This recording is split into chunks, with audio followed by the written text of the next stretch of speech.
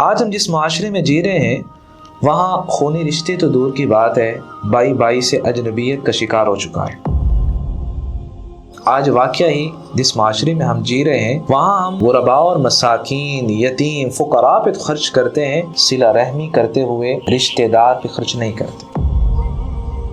غیر مسلم جو ہیں انہیں دنیا کی فکر ہوتی ہے، انہیں رشتہ داروں کی، انہیں کسی کے اخلاق کی، انہیں آخرت کی، کسی رشتہ دار کی فکر نہیں ہوتی۔ یہی وجہ ہے کہ وہاں والدین بوڑھے ہو جائیں تو کہاں چھوڑ کر آتے ہیں؟ Old age home. بلوا ارحامکم ولو بالسلام، بلوا ارحامکم ولو بالسلام۔ السلام علیکم ورحمۃ اللہ وبرکاتہ۔ بسم اللہ والحمد للہ والصلاة والسلام علی رسول اللہ وبعد۔ اعوذ باللہ من الشیطان الرجیم، بسم اللہ الرحمن الرحیم۔ واتقوا اللہ الذی تساءلون به والارحام۔ اویس مشتاق الصفہ میڈیا کی طرف سے آپ سامعین کی خدمت میں حاضر ہے۔ الصفہ میڈیا مرکز اصحاب الصفہ الاسلامی جو جامع مسجد اہل بیت سیکٹر 5D نیو کراچی کے ساتھ متصل ادارہ ہے۔ الصفہ میڈیا اسی ادارے کا سوشل میڈیا پلیٹ فارم ہے۔ آج ہماری اس پہلی پوڈ کاسٹ میں ہم تمام سامعین کو خوش آمدید کہتے ہیں۔ ہمارے ساتھ ہمارے معزز مہمان گرامی فضیلت الشیخ قاری عویمر ابراہیم میر محمدی حفظہ اللہ تعالی موجود ہیں۔ ہماری اس پوڈ کاسٹ کا ٹاپک صلہ رحمی ہے۔ ہم اپنے مہمان گرامی فضیلت الشیخ قاری عویمر ابراہیم میر محمدی حفظہ اللہ تعالی کو اس پوڈ کاسٹ میں خوش آمدید کہتے ہیں۔ ہم شیخ صاحب سے جاننا چاہیں گے صلہ رحمی اس کی اسلام میں کیا اہمیت ہے اور صلہ رحمی کا معنی اور مفہوم کیا ہے؟ بارک اللہ فیکم۔ الحمدللہ الذی اکرمنا بالاسلام وانعم علینا بنعمت الایمان وشرفنا باتباع خیر الانام، اما بعد۔ اللہ رب العزت نے انسان کو زمین پر اکیلی زندگی گزارنے کے لیے نہیں بھیجا، بلکہ اسے رشتوں، تعلقات اور ذمہ داری کے حسین نظام میں جوڑ کر بھیجا ہے۔ یہی وجہ ہے کہ انسان جب دنیا میں آتا ہے تو اسے بہت سے تعلقات، بہت سے رشتہ داروں کے ساتھ مل کر زندگی گزارنی ہوتی ہے، اور اسی رشتوں کی بقا کے لیے اللہ رب العزت نے صلہ رحمی کو لازمی جز قرار دیا ہے۔ بالکل، کیونکہ صلہ رحمی ہے کہ جو دلوں کو جوڑتی ہے، خاندان کو سنوارتی ہے اور معاشرے میں رحمت اور محبت کی فضا قائم کرتی۔ صلہ رحمی یہ صرف ایک اخلاقی خوبی نہیں ہے بلکہ سنت نبوی ہے اور ایک مومن کے کردار کی پہچان ہے۔ آج ہم جس معاشرے میں جی رہے ہیں وہاں خونی رشتے تو دور کی بات ہے، بائی بائی سے اجنبیت کا شکار ہو چکا ہے، بہن بھائی کا رشتہ ختم ہو چکا ہے، حتیٰ کہ والدین کی جو خدمت ہے وہ بھی بوجھ محسوس ہونے لگی ہے۔ آپ صلی اللہ علیہ وسلم نے جو امت کی رہنمائی کی ہے، آج ضرورت ہے کہ ہم اس کی طرف واپس لوٹ کر آئیں۔ آپ نے تو حسن معاشرت کے لیے صلہ رحمی کو لازمی جز قرار دی اور فرمایا کہ اگر کافر رشتہ دار بھی ہوں ان سے بھی صلہ رحمی کرنا۔ بالکل صحیح مسلم میں اسماء بنت ابی بکر رضی اللہ تعالی عنہ بیان کرتی ہیں کہ قدمت علی امی وہی مشرکہ، میری والدہ میرے پاس آئیں، اس وقت چونکہ صلح حدیبیہ کا دور چل رہا تھا تو کافر جو ہے وہ آ سکتے تھے مدینہ میں، وہ میرے پاس آئیں اور وہ مشرکہ تھے۔ میں آپ صلی اللہ علیہ وسلم کے پاس آئی اور کہا یا رسول اللہ قدمت علی امی وہی راغبہ، اللہ کے رسول والدہ آئی ہیں اور ان کی خواہش ہے کہ میں ان کے ساتھ اچھا سلوک کروں، افاصل امی، کیا میں صلہ رحمی کروں، حسن سلوک سے پیش آؤں؟ تو آپ صلی اللہ علیہ وسلم نے یہ نہیں فرمایا وہ تو کافرہ ہے، مشرکہ ہے، تم کیوں صلہ رحمی کرو، فرمایا صلی امک، جاؤ اپنی والدہ کے ساتھ جا کے صلہ رحمی کرو۔ اسلام کے نقطۂ نگاہ کو اگر ہم دیکھیں تو نعمان بن بشیر رضی اللہ تعالیٰ عنہ کی حدیث مبارکہ ہمیں سمجھاتی ہے کہ اسلام تو مسلمانوں کو ایک جسد واحد کی طرح دیکھنا چاہتا ہے۔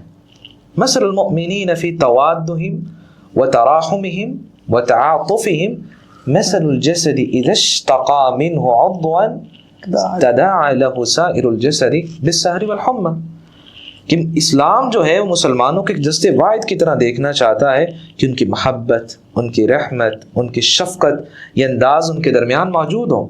جس طرح کے جسم کے اعضاء ہوتے ہیں، کہ جسم کے ایک عضو اگر بیمار ہو جائے، اس پہ پین شروع ہو جائے، یہ نہیں ہوتا باقی جسم کہے کہ میں سکون سے رات گزار لوں، بالکل سارا جسم جو ہے وہ تکلیف کے ساتھ گزارتا ہے۔ اسی طرح اگر ہم دیکھیں دین اسلام کو، تو اسلام میں عبادت کے اندر اجتماعیت کو لازمی قرار دیا گیا۔ نماز ہے، کعبہ جماعت ادا کرو۔ عمرے کی ادائیگی ہے، وہاں کتنے لوگ مل کے عمرہ کرتے ہیں، یہ نہیں ہے کہ اکیلا جا کے عمرہ کرتے ہیں۔ اجتماعیت کا درس ہے، کس لیے؟ تاکہ لوگوں کے درمیان اتفاق، اتحاد، محبت اور شفقت والا ماحول پیدا ہو جائے۔ اور میں ایک پڑھ رہا تھا، ایک غیر مسلم نے واقعہ لکھا کہ میں مسلمان کیوں ہوا۔ اس نے لکھا کہ میں جہاں جاب کرتا تھا وہاں مسلمان بھی تھے، کرسچن بھی تھے، لیکن میں نے دیکھا ہے کہ مسلمان جو ہے روزانہ آ کے یوں سلام لیتے ہیں، یوں ملتے ہیں، پتہ نہیں بچھڑے کتنے سال ہو گئے۔ پھر ہفتے کے بعد جمعہ آ جاتا ہے تو اور ذرا جمع ہو جاتے ہیں، پھر سال کے بعد عید آتی ہے تو دور سے بھی سفر کر کے لوگ ملنے کے لیے آ جاتے ہیں۔ تو یہ کتنی آپس میں محبت ہے کہ یہ محبت مجھے عیسائیت میں نظر نہیں آئی۔ صرف اسی محبت، اتحاد اور صلہ رحمی کو دیکھ کر اس نے اسلام قبول کر لیا۔ آپ صلی اللہ علیہ وسلم نے یہاں تک فرمایا، من کان یؤمن باللہ والیوم الآخر فلیصل رحمہ، جو اللہ اور یوم آخرت پہ ایمان رکھتا ہے اس کو چاہیے وہ ضرور صلہ رحمی کرے، وہ رشتہ داری کو جوڑے۔ حتیٰ کہ آپ نے فرمایا اگر تمہارا رشتہ دار تمہارے ساتھ نہیں جڑتا تم پھر بھی اس کے ساتھ تعلق و بستہ کرو۔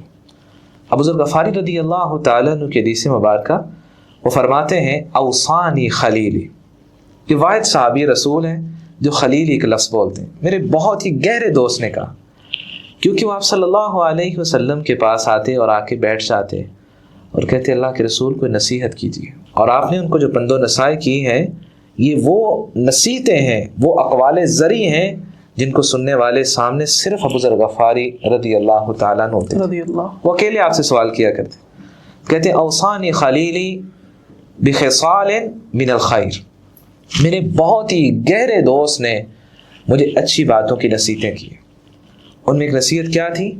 ان اصل رحمی وان ادبرت، میں رشتہ داری کو جوڑوں اگرچہ وہ رشتہ دار مجھ سے دور بھاگ جائیں، وہ تعلق کو توڑیں بھی میں پھر بھی ان کے ساتھ جڑنے کی کوشش کروں۔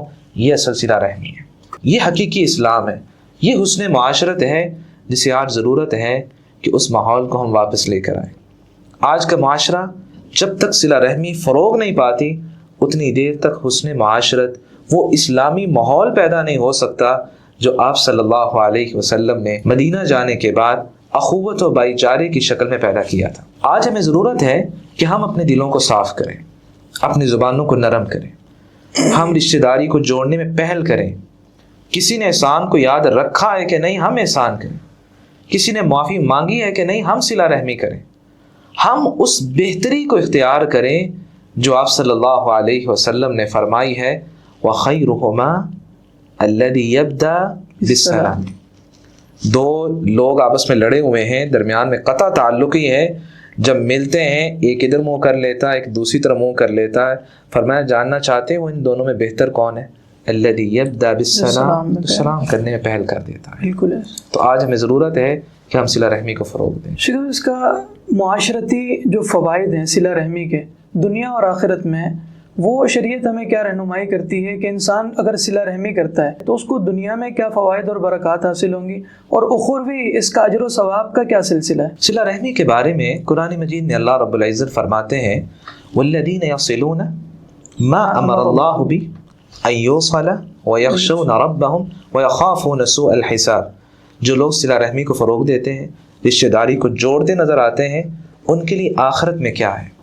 جنات عدن يدخلونها ومن صالح من آبائهم وازواجهم وذرياتهم، کہ اللہ رب العزت انہیں بھی جنت میں داخل کریں گے اور ان کے آباء و اجداد، اولاد اور بیویاں جو نیکی پہ فوت ہوئیں، اللہ ان سب کو بھی جنت میں جمع کریں گے۔ تو صلہ رحمی کا سب سے بڑا فائدہ کہ انسان کو جنت کا داخلہ مل جائے۔ فمن زحزح عن النار وادخل الجنہ فقد فاز، اس سے بڑی تو کوئی کامیابی نہیں۔ یعنی اخروی کامیابی کا دار و مدار بھی اس چیز پر آ کر ٹھہرتا ہے کہ انسان صلہ رحمی کرے، صلہ رحمی کرے۔ آپ صلی اللہ علیہ وسلم آئے اور آپ نے پہلا پیغام اور درس کیا دیا؟ ایھا الناس افشوا السلام، اطعموا الطعام وصلوا الارحام وصلوا والناس نيام. آپ نے 4 باتیں بیان کی. پہلی بات سلام کو عام کرنا، اس سے بھی صلہ رحمی محبت میں اضافہ ہی ہوگا. اگر کوئی ضرورت مند ہے کھانا کھلاؤ گے محبت بڑھے گی. کہا رشتہ داری کو جوڑو صلہ رحمی ہو جائے گی. جہاں مخلوق کے ساتھ اچھے سلوک سے پیش آ رہے ہو، ان کے حقوق ادا کر رہے ہو، اللہ کے حقوق کو بھی یاد رکھنا. لوگ جب سو رہے ہوں تو پھر نماز ادا کر لینا. یہ 4 کام کریں گے تمہیں ملے گا کیا؟ تدخل الجنت بسلام، تم سلامتی کے ساتھ جنت میں داخل ہو جاؤ. انس بن مالک رضی اللہ تعالی عنہ صحیح بخاری میں حدیث مبارکہ ہے، وہ فرماتے ہیں آپ صلی اللہ علیہ وسلم نے فرمایا من احب ان یبسط له فی رزقی وینسأ له فی اثری فلیصل رحم. انسان 2 ہی خواہشیں رکھتا ہے، عمر جلدی ختم نہ ہو جائے، اس میں اضافہ ہونا چاہیے، زیادہ جی لوں میں زیادہ زندگی گزار لوں. دوسری خواہش کیا ہوتی ہے؟ مال ذرا زیادہ آ جائے. دونوں خواہشوں کی تکمیل اللہ نے صلہ رحمی میں رکھی ہوئی ہے. فرمایا جو پسند کرتا ہے اس کی عمر دراز ہو جائے صلہ رحمی کر لے، چاہتا ہے رزق کشادہ ہو جائے اس کو چاہیے صلہ رحمی کر لے. اور یہاں میں ناظرین کو بتانا چاہوں گا کہ صلہ رحمی سے عمر میں کیسے اضافہ ہوتا ہے. کیونکہ انسان جب دنیا میں ابھی آتا نہیں ہے تو اس کی عمر تو لکھ دی جاتی ہے، پھر عمر میں اضافہ کیسے ہوتا ہے؟ یہاں شراح اور محدثین نے 2 چیزیں بیان کی ہیں اور دونوں نقطے بہت قیمتی ہیں. بعض نے کیا بیان کیا؟ اللہ یوں اس کی عمر میں اضافہ کرتے ہیں کہ ایک انسان نے ایک کام ایک ویک میں کرنا تھا، اللہ اتنا آسان کر دیتے ہیں کہ وہ ایک دن میں کر لیتا ہے. یعنی اس میں وقت میں اس کے لیے برکت پیدا ہو جاتی ہے، جو مشکلات آ رہی ہوتی ہیں وہ آسان ہو جاتی ہیں. اب اس نے گویا ایک ہفتے میں کرنا تھا، اللہ نے توفیق دے دی، آسانی کر دی، اس نے ایک دن میں کر لیا، تو 6 دن گویا زندگی میں اضافہ ہو گیا کہ ان میں وہ اور کام کر لے. اور بعض نے جو نقطہ بیان کیا بڑا قیمتی ہے کہ انسان تو دنیا سے چلا جاتا ہے، اللہ اس کا ذکر خیر باقی رکھتے ہیں. آج بھی ہم دیکھیں خاندان کے اندر جو رشتہ داری کو جوڑتے تھے، جو لوگوں کے ساتھ اچھے سلوک سے پیش آتے تھے، ان کے آج بھی تذکرے ہوتے ہیں. بالکل ان کو دنیا سے گئے سینکڑوں سال بھی بیت جائیں ان کا ذکر خیر چلتا رہتا ہے. اور اللہ رب العزت جو ہیں وہ رزق کیسے کشادہ کرتے ہیں؟ اس رزق میں برکت پیدا کر دیتے ہیں. برکت کیسے پیدا ہوتی ہے؟ ایک انسان کی سیلری جو ہے وہ 20,000 ہے اور ایک منتھ کے بعد پتہ چلے کہ وہ 30,000 ہو گئی ہے، لیکن اس مہینے بجلی کا بل جو ہے وہی 30,000 آ جائے، تو یہ کوئی برکت تو نہیں ہے. بالکل. برکت کیا ہے کہ وہ 20,000 ہے لیکن کوئی بیمار نہیں ہوا. برکت یہ ہے 20,000 ہے لیکن کوئی مشکل پیش نہیں آئی. گویا وہ 20,000 جو ہے وہ آپ کی زندگی میں ضروریات اور آسانی کے ساتھ خرچ ہو رہا ہے، یہ اصل برکت ہے. اور اللہ تعالیٰ مصیبتوں سے بھی نجات دے دیتا ہے، اس کے ذریعے انسان کو نجات دے دیتے ہیں. معاشرے میں صلہ رحمی کو فروغ کیسے دیا جا سکتا ہے؟ آج کل کا جو دور ہے مصروفیات کا دور ہے، اور شہری زندگی خاص طور پہ جو ہے بہت تیز زندگی ہے، ملازمت اور دیگر معاشی بحران اور معاشی مسائل، انسان وقت نہیں نکال پاتا صلہ رحمی کے لیے. تو کیسے اس معاشرے میں خاص طور پر فروغ دیا جا سکتا ہے؟ میں اس کے لیے 4 چیزیں بیان کرنا چاہوں گا کہ جو آج کے وقت کے لیے بہت ضروری ہیں. سب سے پہلی بات جسے انس بن مالک رضی اللہ تعالیٰ عنہ نے روایت کیا اور امام البانی رحمۃ اللہ علیہ نے اسے سلسلہ الصحیحہ میں نقل کیا. آپ صلی اللہ علیہ وسلم کا فرمان ہے بلوا ارحامکم ولو بالسلام. رشتہ داری کو تر و تازہ رکھو، چاہے سلام کے ذریعے ہی تمہیں تر و تازہ رکھنا پڑے. ہمارے پاس اتنی فرصت تو ہے کہ ہم واٹس ایپ کسی کو سلام بھیج دیں، سلامتی کی دعائی ہوگی. کال کے لیے اگر وقت نہیں بھی ہے سلام تو بھیجا جا سکتا ہے. اور یہ کتنی بڑی بات ہے کہ بنی اسرائیل کا واقعہ جسے آپ صلی اللہ علیہ وسلم نے بیان کیا، وہ گھر سے نکلا، فرشتہ آیا اور کہا کہاں جا رہے ہو؟ اس سے کوئی لین دین ہے؟ کہا کوئی لین دین نہیں. کہا کیوں جا رہے ہو؟ کہا اللہ کے لیے محبت کرتا ہوں. تو فرشتے نے آگے سے کیا کہا؟ بِأَنَّ اللَّهَ قَدْ أَحَبَّكَ كَمَا أَحْبَبْتَهُ. جس خالق کے لیے تم اس سے محبت کرتے ہو وہ خالق تم سے بھی محبت کرتے ہیں. تو ہمیں ضرورت ہے کہ ہم سلام کریں.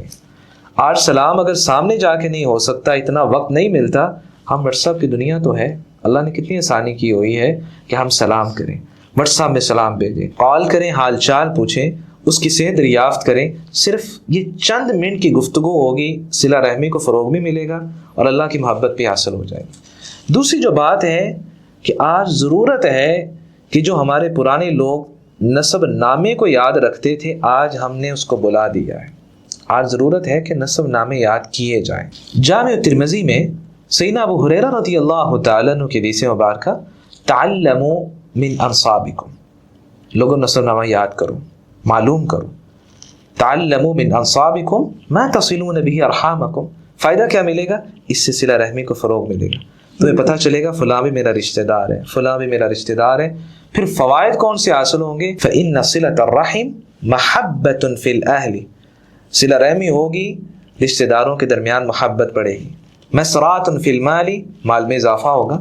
منسأۃ فی الأثر، اللہ تمہاری عمر دراز کر دیں گے، وہی کہ ذکر خیر تمہارا باقی رہے گا. تو یہاں آج ضرورت ہے کہ ہم نسب نامہ معلوم کریں. آج واقعی یہ حقیقت بن چکی ہے کہ ہمیں دادا کا نام تو آتا ہے، اس سے آگے کسی کا نام نہیں آتا. بالکل ایسا. اور اس کی وجہ کیا ہوتی ہے؟ پھر ہمیں پتہ ہی نہیں ہوتا کہ ہمارے رشتہ دار اس وقت کہاں کہاں بس رہے ہیں، ان کے ساتھ تعلق اور رشتہ داری ختم ہو چکی ہوتی ہے. جب علم ہی نہیں تو صلہ رحمی کیسے صلہ رحمی کیسے ملے گی؟ یہ حدیث مبارکہ جو ہے جب 2017 میں نے جامع ترمذی سے یہ حدیث مبارکہ پڑھی تو دل میں شوق پیدا ہوا، کیوں نہ میں بھی نسب نامہ معلوم کروں. پھر اللہ رب العزت نے توفیق دی تو میں نے 12 پشتوں تک جو ہے وہ نسب نامہ یاد کیا. وائمر بن ابراہیم بن عبداللہ بن حسن بن علی بن شیر بن خیر بن مہر بن مصاب بن داؤد بن رائمل بن میر محمد بن ستوکی. تو میر محمد جو ہے وہ ہمارے جا کے 11ویں پشت میں بھی آتے ہیں اور یہ بعد میں گاؤں اور بستی کا نام بھی بن گیا. تو آج ضرورت ہے کہ ہم نسب نامہ ضرور معلوم کریں، اس سے رشتہ داری کو فروغ ملتا ہے. اور واقعی میں نے اس سے محسوس کیا ہے کہ جب ان کے پاس جا کے نسب نامہ معلوم کیا تو بہت سے ایسے رشتوں کا پتہ بھی چلا کہ جو رشتے واقعی مجھے پہلے پتہ نہیں تھے. ان کے ساتھ ایک تعلق قائم ہوا، صلہ رحمی کو فروغ ملا. تیسری جو بات ہے کہ والدین کا جن کے ساتھ اچھا سلوک تھا ہم بھی ان کے ساتھ اچھا سلوک کریں. صحیح مسلم میں آپ صلی اللہ علیہ وسلم کا فرمان جس عبداللہ بن عمر رضی اللہ تعالیٰ عنہ روایت کرتے ہیں، ان من ابر البر صلۃ الرجل اہل ود ابیہ بعد ان یولی.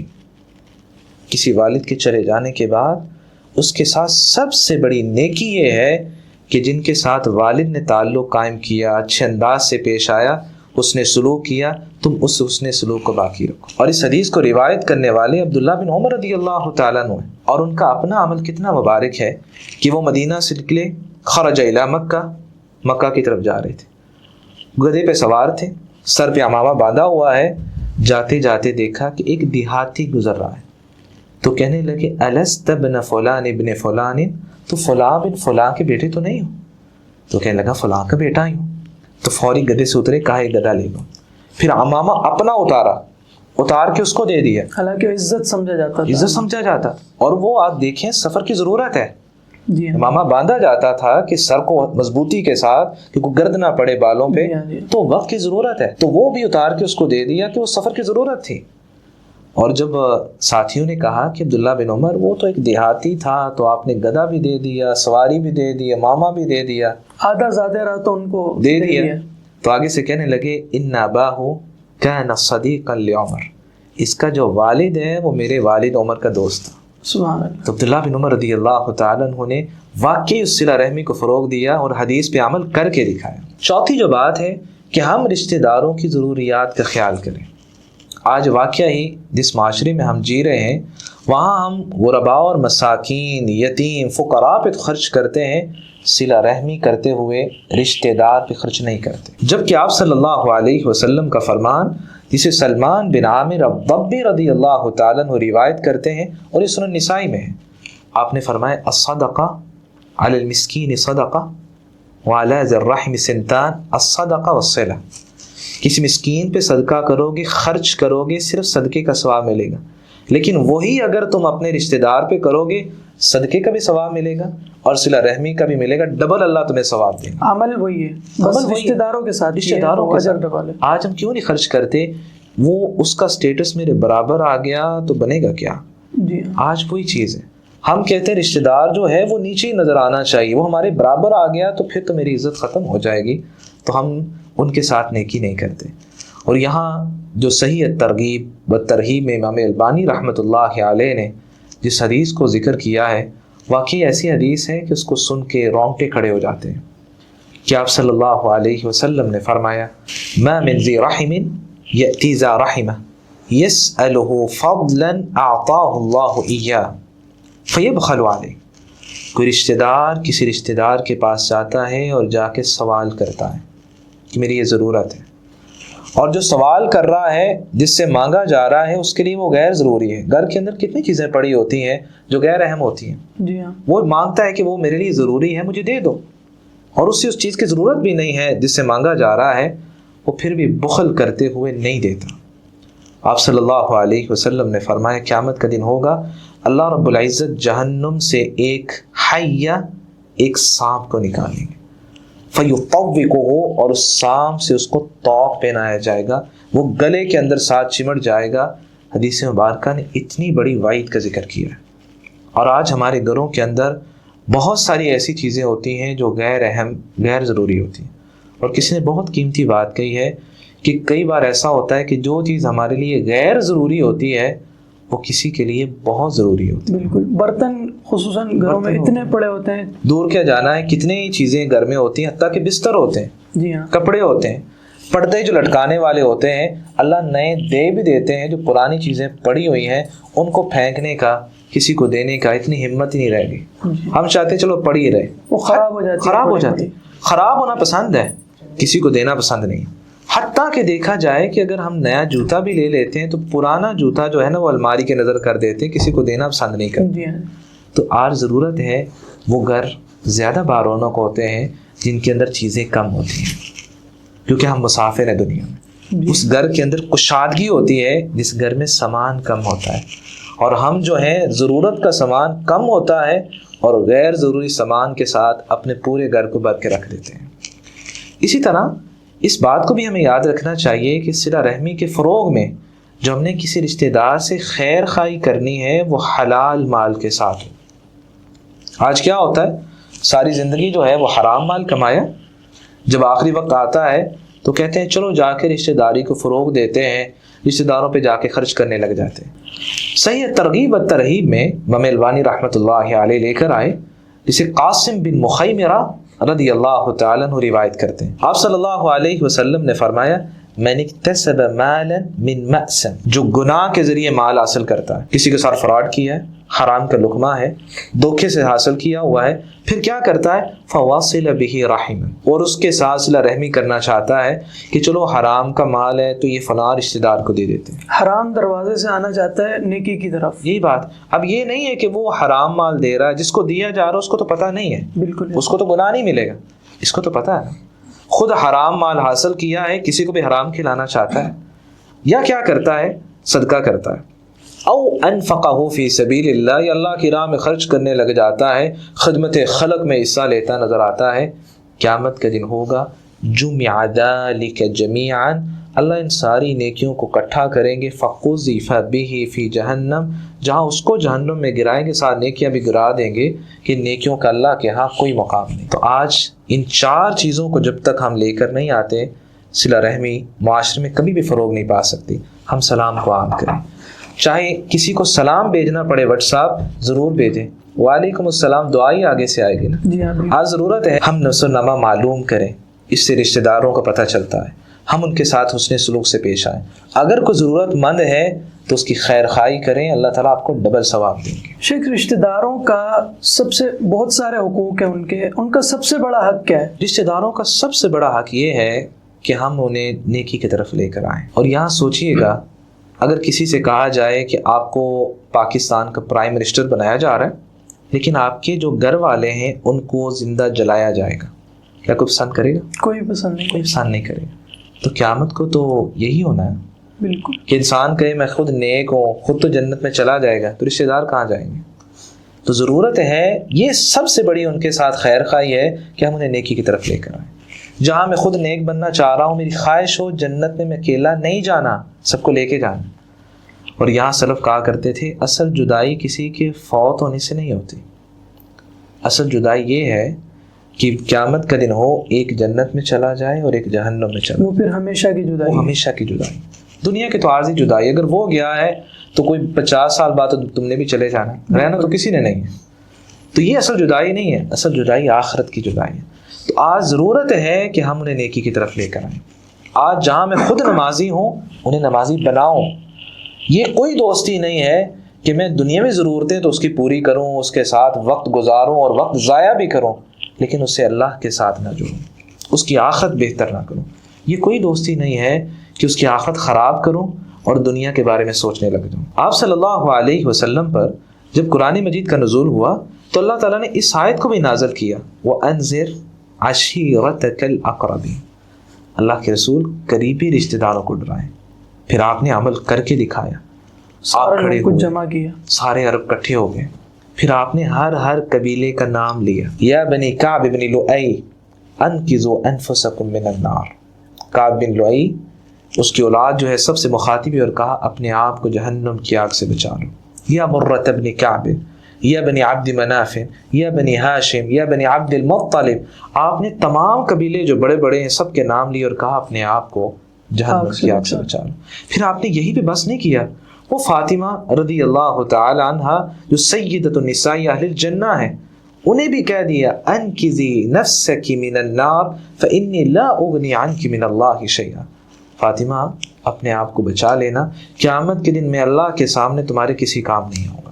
ایک پیغام دے دیا ان کو کہ آپ نے بھی اپنے آپ کو جہنم سے بچانے کے لیے نیکی کرنی ہے، ترغیب دلا دی، لیکن ساتھ آپ نے کہہ دیا غیر ان لکم رحما سابلھا ببلالھا، ہاں تم سے رشتہ داری ہے، میں اس صلہ رحمی کو فروغ دیتا رہوں گا، لیکن آخرت میں اللہ رب العزت کے سامنے میں کسی کام نہیں ہوں گا۔ تو آج ضرورت ہے کہ جہاں ہم خود نیک ہیں ان کو نیکی کی طرف لے کر آئیں، یہ سب سے بڑی ان کے ساتھ نیکی بھی ہوگی اور ان کا ہم پر حق بھی ہے۔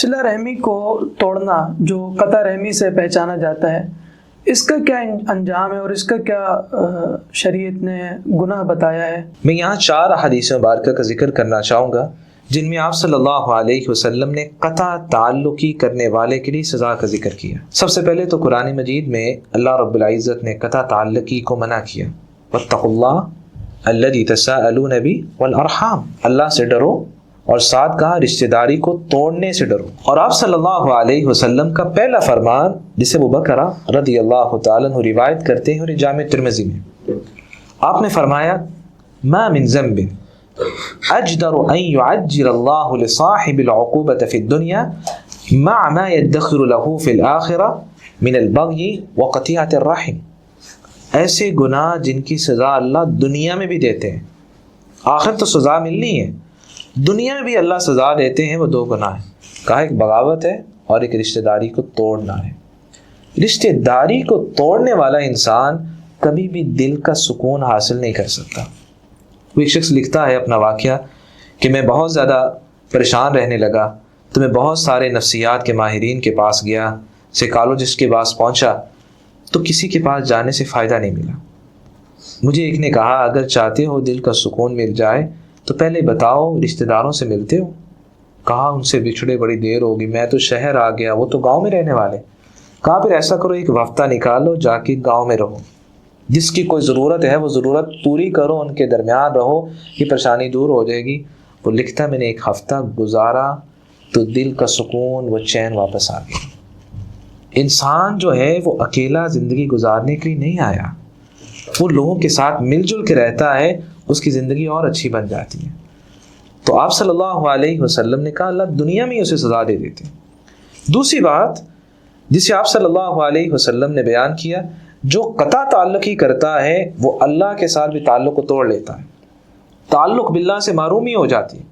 جب اللہ رب العزت نے ساری مخلوقات کو پیدا کیا تو صلہ رحمی کو بھی پیدا کیا، اور صلہ رحمی کہنے لگی اللہ مجھے تو لوگ توڑ دیں گے۔ جی ہاں، تو آپ نے کیا فرمایا اما ترضین ان اصل من وصلک واقطع من قطعک، کیا راضی نہیں ہو اس بات پہ کہ جو تمہیں جوڑے گا میں اسے اپنے ساتھ جوڑ لوں گا، اور جو تمہیں توڑے گا میں اس کا تعلق اپنے ساتھ توڑ لوں گا۔ یعنی اللہ تعالیٰ کی رحمت حاصل ہوتی ہے اس بندے کو حاصل ہوتی ہے، جو صلہ رحمی اللہ کے ساتھ تعلق ختم ہو جاتا ہے۔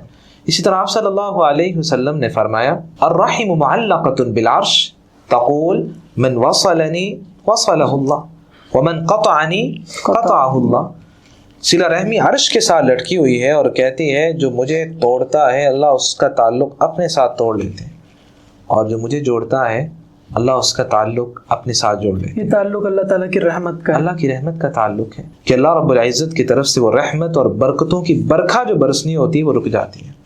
تیسری سزا جسے آپ صلی اللہ علیہ وسلم نے ذکر کیا، جسے سیدنا ابو ہریرہ رضی اللہ تعالی عنہ صحیح مسلم میں روایت کرتے ہیں، تفتح ابواب الجنہ یوم الاثنین و یوم الخمیس، ہر سوار اور جمعرات کے دن جنت کے دروازے کھولے جاتے ہیں. فیغفر لکل عبد لا یشرک باللہ شیئا، اللہ ہر اس شخص کو معاف کر دیتے ہیں جس نے اللہ کے ساتھ شرک نہیں کیا. تو گویا ہر سوار کو ویکلی معافی ہوتی ہے، اسی طرح جمعرات کو بھی معافی ملتی ہے. لیکن ساتھ حدیث نے کیا کہہ دیا؟ الا رجلا كانت بینہ وبین اخیہ شحنا، اللہ ان دو لوگوں کو بھی معاف نہیں کرتے جنہوں نے آپس میں تعلق توڑا ہوتا ہے، صلہ رحمی چھوڑی ہوتی ہے. اور حدیث کہتی ہے، کیا کہا جاتا ہے؟ انظروا هذین حتی یصطلحا، جب تک یہ آپس میں صلح نہیں کر لیتے ان کے لیے کوئی معافی نہیں، ان کا انتظار کرو. تو گویا جو انسان قطع تعلق ہی کرتا ہے وہ پھر بخشش سے محروم ہو جاتا ہے. بخشش الہی ملتی ہی تب ہے جب انسان رشتہ داری کو فروغ دے. تو ہمیں ضرورت ہے کہ جب بھی سوار کا دن آئے ضرور سوچا کریں کسی رشتہ دار کے ساتھ قطع تعلق ہی تو نہیں چل رہی. جمعرات کا دن آئے تب بھی سوچیں اللہ کے پاس نامہ مال پیش ہونا ہے اور وہاں معافی نامہ ملنا ہے اس سے جس نے شرک نہیں کیا اور رشتہ داری کو توڑا نہیں. اسی طرح جو چوتھی حدیث مبارکہ آپ صلی اللہ علیہ وسلم کا فرمان ہے، جسے جبیر بن مطعم اپنے والد سے روایت کرتے ہیں اور یہ صحیح مسلم ہے، لا يدخل الجنت قاطع، اللہ جنت میں قطع تعلقی کرنے والا نہیں جائے گا. تو جنت کا داخلہ اس سے انسان محروم ہو جاتا ہے جو قطع تعلقی کرتا ہے. آج واقعی ضرورت ہے کہ ہم صلہ رحمی کو فروغ دیں، وہ حسن معاشرت پیدا کریں جو ایک اسلامی معاشرہ ہوتا ہے. اور یہی تو اسلام کی خوبی ہے. غیر مسلم جو ہیں انہیں دنیا کی فکر ہوتی ہے، انہیں رشتہ داروں کی، انہیں کسی کے اخلاق کی، انہیں آخرت کی، کسی رشتہ دار کی فکر نہیں ہوتی. یہی وجہ ہے کہ وہاں والدین بوڑھے ہو جائیں تو کہاں چھوڑ کر آتے ہیں؟ اولڈ ایج ہوم جا کے چھوڑ آتے ہیں. انہیں پتہ ہے وہ جہاں جا کے چھوڑ آئے کہ چلیں فوتگی کا انتظار کرتے ہیں. یعنی جنہوں نے ان کو پیدا کیا، ان کی پرورش کی، ان سے ہی قطع تعلق ہی کر لیتے ہیں. اور اسلام کیا کہتا ہے؟ جنت جو ہے وہ ماں کے پاؤں تلے ہے. بالکل ایسے. باپ جو ہے وہ جنت کا دروازہ ہے. گویا اسلام جو ہے وہ کہتا ہے وہ جتنے بھی بوڑھے ہو جائیں نیکیوں میں تمہارا اضافہ ہی ہوگا اگر حسن سلوک کرو گے. اگر غیر مسلم ہے تب بھی ان سے اچھے انداز سے پیش آؤ. بالکل. تو خلاصہ کلام جو ہمیں اس پوڈ کاسٹ سے سمجھ آیا کہ اگر انسان اس دنیا کی بھلائی، خیر اور برکات کو سمیٹنا چاہتا ہے، اپنی عمر میں درازی چاہتا ہے، اپنی عمر میں برکت چاہتا ہے اور اپنے مال میں وسعت چاہتا ہے، اپنے رزق میں وسعت چاہتا ہے، تو انسان کو صلہ رحمی کرنی چاہیے. اور اسی طرح آخرت کا نجات کا دار و مدار بھی بندے کی اسی صلہ رحمی پر ہے.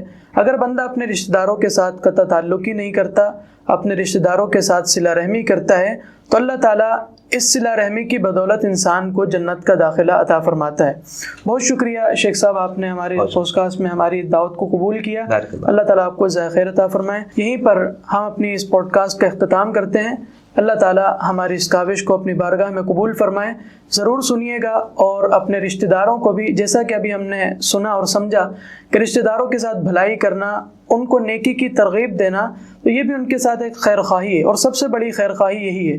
تو آپ بھی یہ پوڈ کاسٹ اپنے رشتہ داروں کو شیئر کیجئے، ان کے ساتھ یہ بھلائی کیجئے. اللہ تعالیٰ آپ کا شیئر کرنا بھی قبول فرمائے گا. آخر دعوانا ان الحمد للہ رب العالمین. السلام علیکم ورحمۃ اللہ وبرکاتہ.